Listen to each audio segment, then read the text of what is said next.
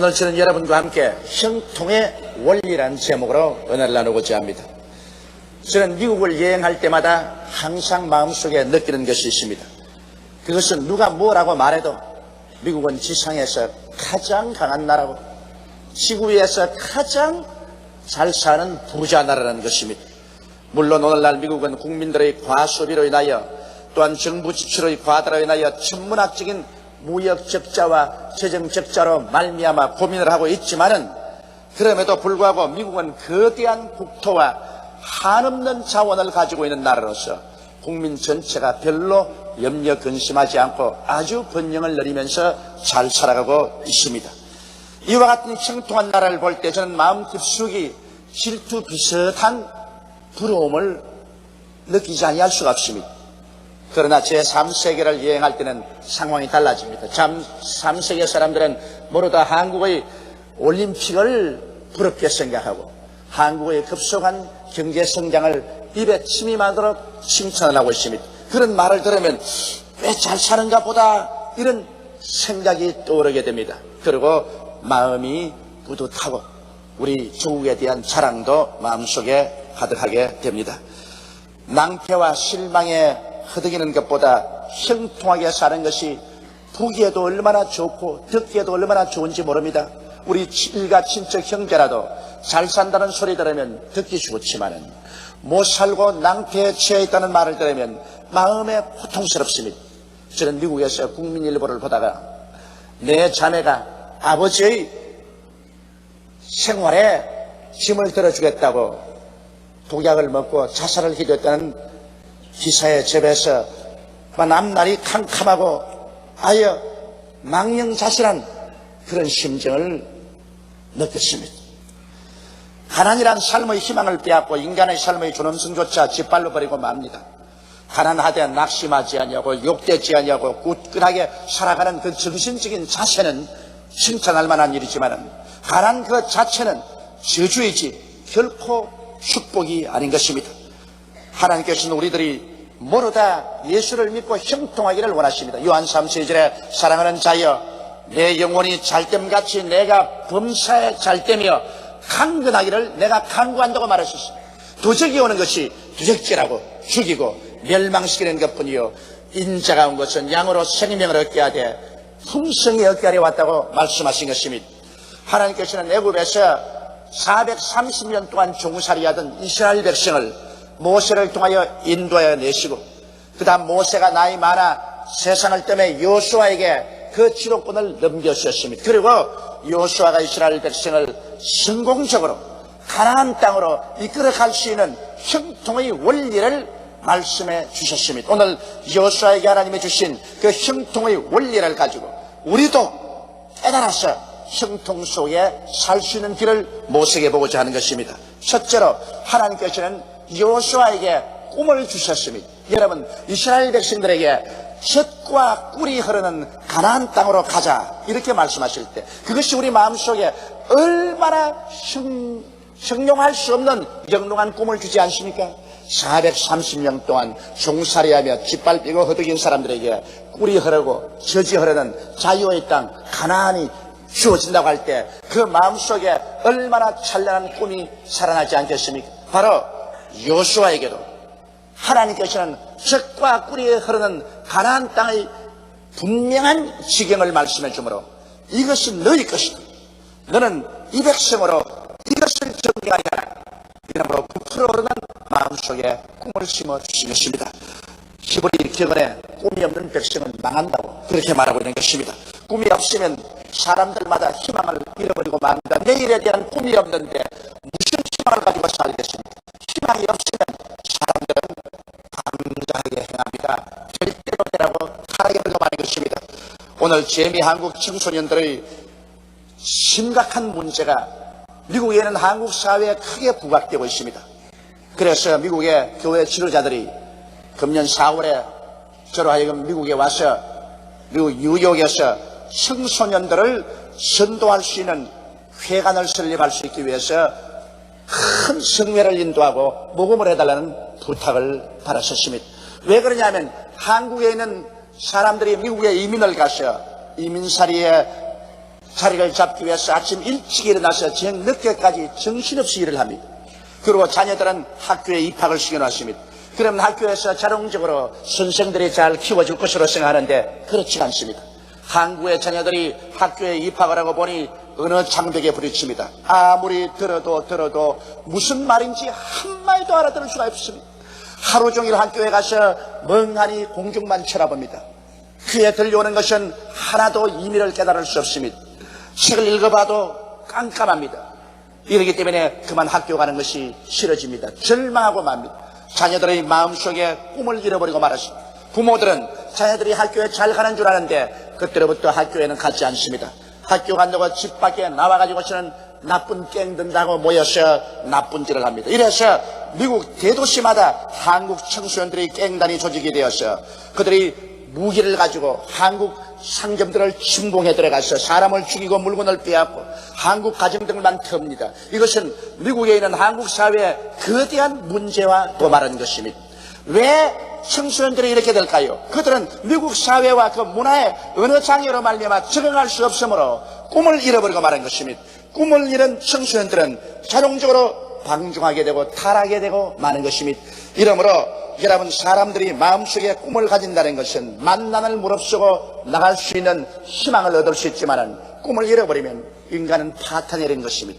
그렇기 때문에 당신의 꿈을 보여주십시오. 그러면 나는 당신의 내일을 예언할 수 있습니다. 이렇게 저는 미국 가서 늘 외치고 있습니다. 꿈이란 내일을 창조하는 근원적인 힘이 되는 것입니다.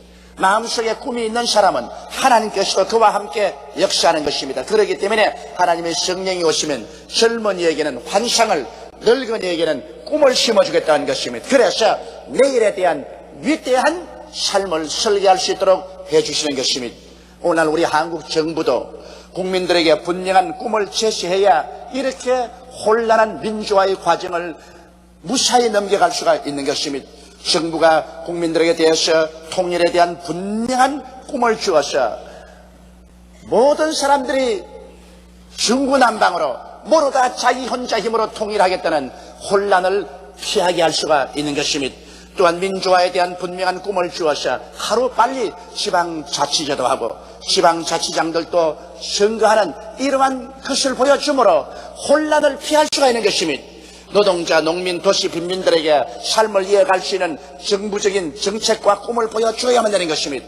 그러지 아니하면 공산주의자들은 노동자, 농민, 도시, 빈민들의 불만에 불을 질러 이들이 정부에 대하여 폭력화할 수 있는 폭동 세력으로 만들고 마는 것입니다. 1917년 소련에서 볼셰비키 혁명운동이 일어났을 때 레닌은 불만에 꽉 들어찬 노동자, 농민들에게 불을 질러서 쌀 제국에 대하여 반항을 하게 하고 그 결과로 소련 정부가 무너지고 공산주의가 들어오게 만드는 것입니다.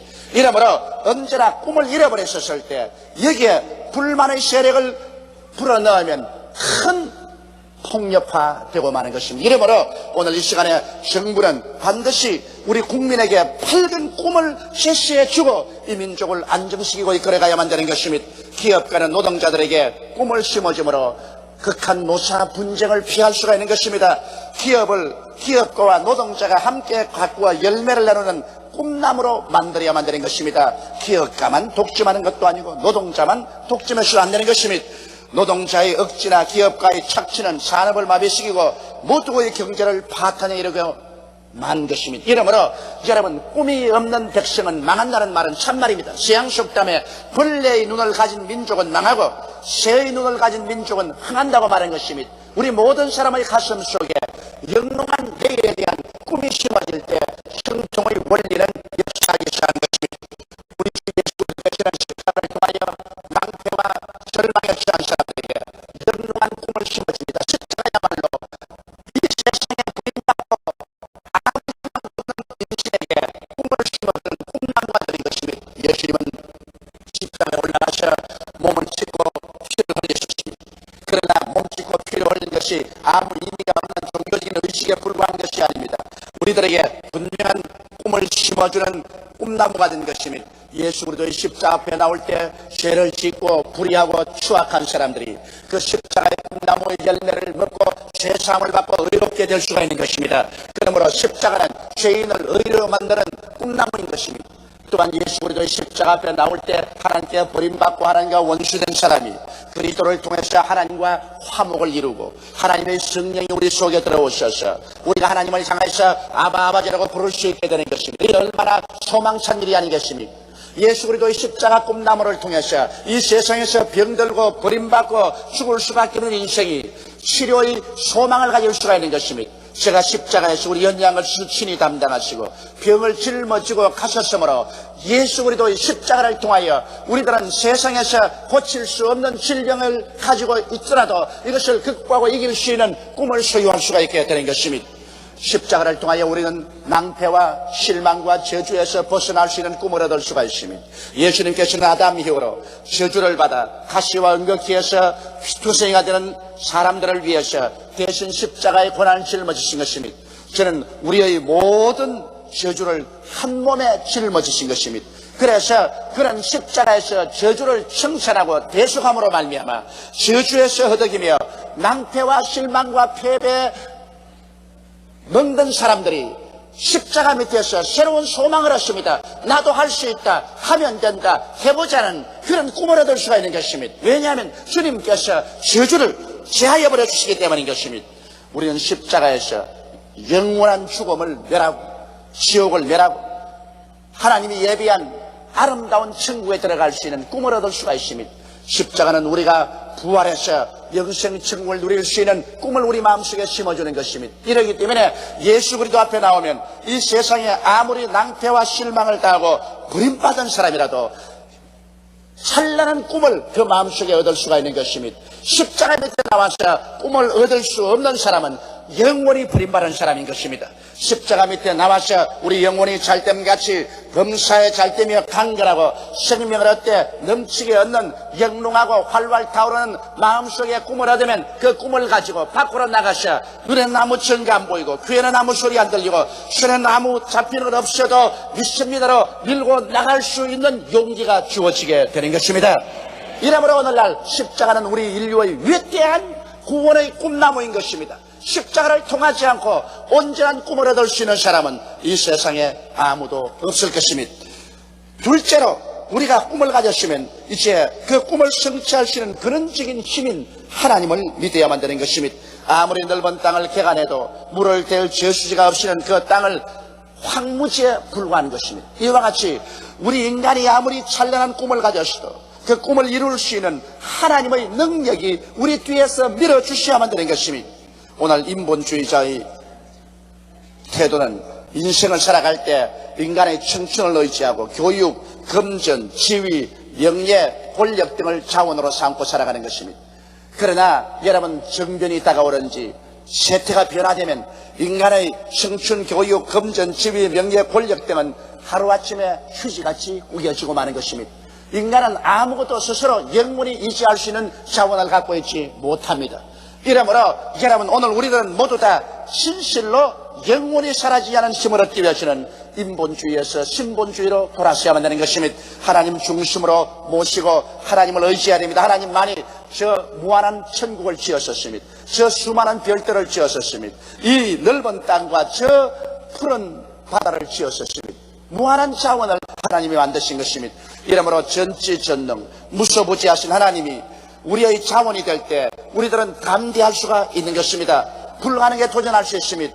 아브라함을 보십시오. 나이 75세가 되었을 때 하나님께서는 이민을 가서 한 나라를 새로 건설하는 꿈을 주셨는데 그가 하나님을 의지했기 때문에 75세의 늙은 노부를 끌고도 젊은 사람이 할 수 없는 긴 여행을 하고 이스라엘 나라를 창설한 것입니다.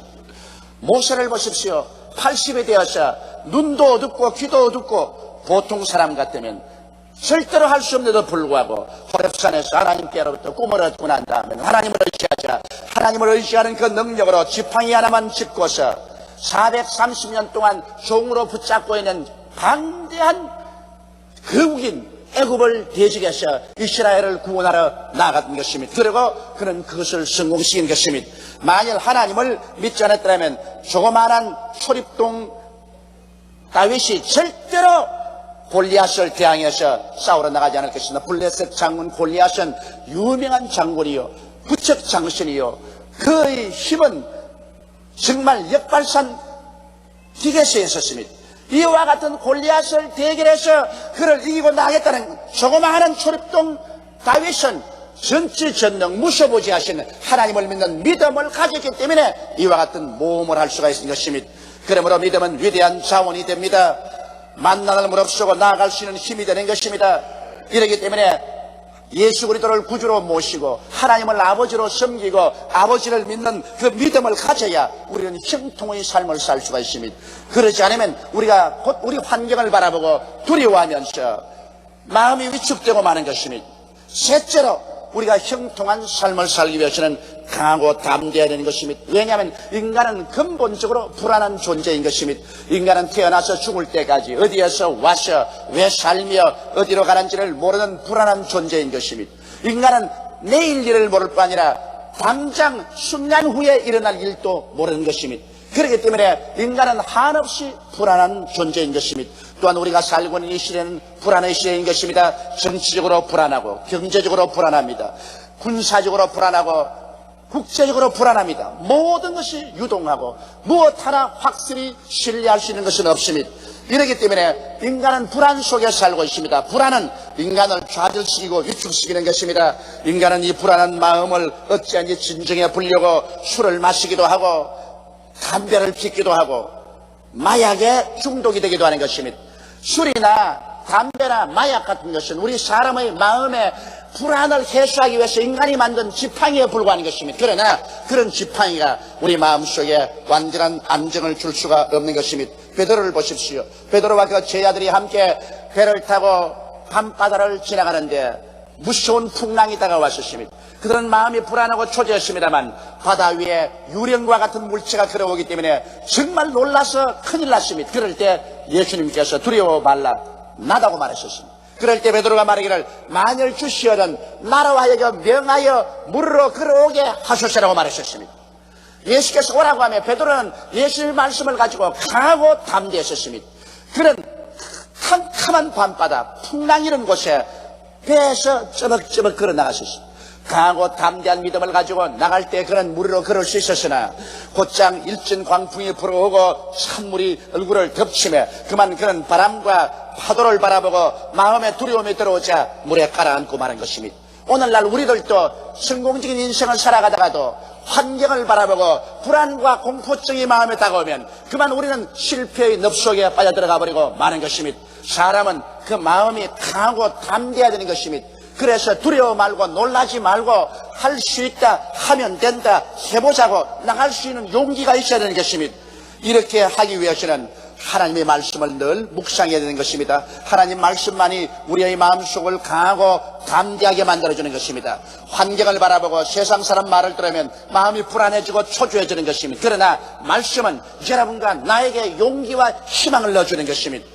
그리고 능력 있는 설교를 많이 들어야 되는 것입니다. 주일, 수요일 교회에 나와서 설교를 들어야 되는 것입니다. 이 말씀이 우리의 마음속에 모든 불안과 공포를 내어 쫓고 우리의 마음속에 용기와 담력을 넣어주고 마음을 새롭게 해주는 것입니다. 그리고 기도를 많이 해서 성령으로 충만해야 되는 것입니다. 염려와 근심을 기도를 통해서 다 하나님께 맡겨버리고 성령에 충만하면 마음속에 불안과 공포가 사라지고 마는 것입니다. 그러고는 긍정적이고 적극적인 하나님의 말씀을 입으로 늘 시인해야 되는 것입니다. 사람은 자기 입에 말로 묶이며 자기 입에 말로 사로잡힙니다. 입에 말로서 나는 할 수 없다, 못한다, 안 된다, 절망이라고 말하면 그런 부정적인 생각으로 묶여서 깔아앉고 마는 것입니다. 그러나 입술의 말로서 언제나 긍정적이고 적극적인 하나님의 말씀을 계속 시인하면 이 말씀이 자기 스스로에게 용기를 주고 희망을 주고 힘을 넣어주는 것입니다. 이러므로 말씀을 늘 입으로 시인하는 것은 우리 삶에 대단히 중요한 것입니다. 그래서 여러분께서 강하고 담대한 마음을 늘 유지하고 있어야 하나님이 그러한 사람을 사용합니다. 이렇기 때문에 하나님께서는 여호수아에게 강하고 담대하라, 마음을 강하게 하고 지극히 담대하라고 신신당부했던 것입니다. 넷째로 우리가 형통하기 위해서는 하나님의 계명을 지키며 살아야 되는 것입니다. 부모의 뜻을 어긴 자식이 나중에 부모에게 재산 상속을 달라고 아무리 강구한들 부모가 자기 뜻을 어긴 자식에게 재산을 줄 리가 없는 것입니다. 친구 간의 신의를 어기고 돈을 빼앗아가고 혹은 약속을 어기고 그러다가 나중에 친구에게 가서 도움을 달라고 사정한다고 해서 신의를 저버린 친구를 도와줄 자는 없는 것입니다. 국법을 어기고 자기 마음대로 범죄 행위를 하다가 필요할 때는 국가의 도움을 달라고 간다고 해서 국가의 보호를 기대할 수는 없는 것입니다. 이와 같이 하나님의 계명을 어기고 하나님 뜻대로 살지 아니하고 하나님을 무시하고 멸시하고 살다가 도움이 필요할 때는 하나님이여 나를 도와달라고 외친들 무슨 소용이 있겠습니까? 예수님께서 성경에 말씀하기를 내 계명을 지키는 자가 나를 사랑하는 자니 나를 사랑하는 자는 아버지의 사랑을 받을 것이라고 말씀하신 것입니다. 이러므로 우리는 예수를 믿고 구원을 받은 것은 값없이 받은 것입니다. 죄를 짓고 불의하고 추악한 인생이 십자가를 믿음으로 말미암아 값없이 보혈로 죄사함을 받고 구원을 받은 것입니다만 하나님과의 화평을 이루어서 하나님과 함께 손을 잡고 걸어가기 위해서는 우리가 하나님의 계명을 지켜야 됩니다. 그리고 하나님의 기뻐하시는 일을 행하면 무엇이든지 우리가 구하는 대로 얻을 수가 있는 것입니다. 이렇기 때문에 우리 예수님은 우리들은 항상 우리 마음속에 계명을 두고서 살아가야 되는 것입니다. 내 앞에 다른 신을 두지 마라. 우상에 절하지 마라. 하나님의 이름을 망령되이 부르지 말라. 안식일을 거룩히 지켜라. 내 부모를 공경하라. 살인하지 마라. 간음하지 마라. 도둑질하지 마라. 내 이웃을 거짓 증거하지 마라. 내 이웃을 탐하지 말라는 이 하나님의 가장 근원적인 계명을 우리 마음속에 늘 간직하고 이 계명을 쫓아서 나를 살펴보고 계명을 쫓아 살려고 애를 쓰는 이러한 삶 속에 하나님과 우리와의 조화가 있는 것입니다. 그리고 엿새 동안 부지런히 일하고 이래저래 교회에 나와서 하나님을 섬기는 일을 해야 될 것이요 우리의 수입 중에 10분의 1은 반드시 하나님께 드려서 하나님의 창고에 양식이 있게 하고 하나님으로 하여금 하늘 문을 열고 살 것이 없도록 붙지 아니하나 보라 하는 그 약속의 말씀이 이루어지도록 해야 될 것입니다.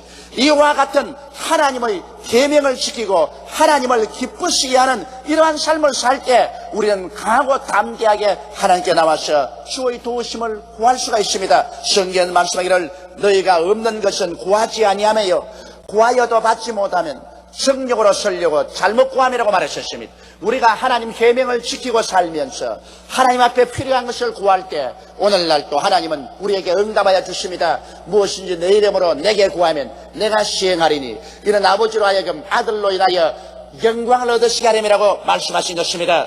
예수님은 누가복음 18장에 항상 기도하고 낙심하지 말라고 말한 것입니다. 우리가 항상 기도하면 하나님께서 반드시 우리의 원한을 들어주시고 문제를 해결해 주시기 때문인 것입니다. 이래서 우리는 하나님의 도움으로 말미암아 우리의 삶에 진실한 형통함을 얻을 수가 있는 것입니다. 하나님은 여호수아에게 이 형통의 법칙을 보여주셨고 여호수아는 이 형통의 법칙을 따라서 300만 이스라엘 백성을 젖과 꿀이 흐르는 땅으로 무사히 이끌어갈 수가 있었습니다. 우리의 삶도 젖과 꿀이 흐르는 땅을 향해서 걸어가기 위해서는 첫째로 이스라엘 백성들처럼 영롱한 꿈과 환상을 십자가 밑에서 받는 여러분 되시기를 주의 이름으로 축원합니다.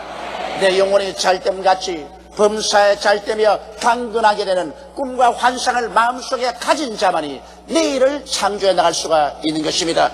그리고 둘째로 우리 마음속에 흔들리지 않는 하나님에 대한 믿음을 가지고 있어야만 되는 것입니다. 하나님이 우리 배경에 서있고 하나님이 우리 삶의 자원이 될 때 우리는 어떠한 역경이 다가오고 어려운 환경에 부딪혀도 낙심하지 않고 기도하고 나갈 수가 있는 것입니다. 하나님만이 우리의 자원이 될 수 있는 것입니다. 셋째로 우리는 강하고 담대해야 되는 것입니다. 우리는 끊임없이 말씀을 읽고 끊임없이 기도하고 그리고 끊임없이 입술로 말씀을 시인하고 그렇게 나감으로 마음이 강하고 담대하여 환경에 좌우되고 뒤로 물러가는 부정적이고 파괴적이고 절망적인 인생이 되지 말아야 되는 것입니다.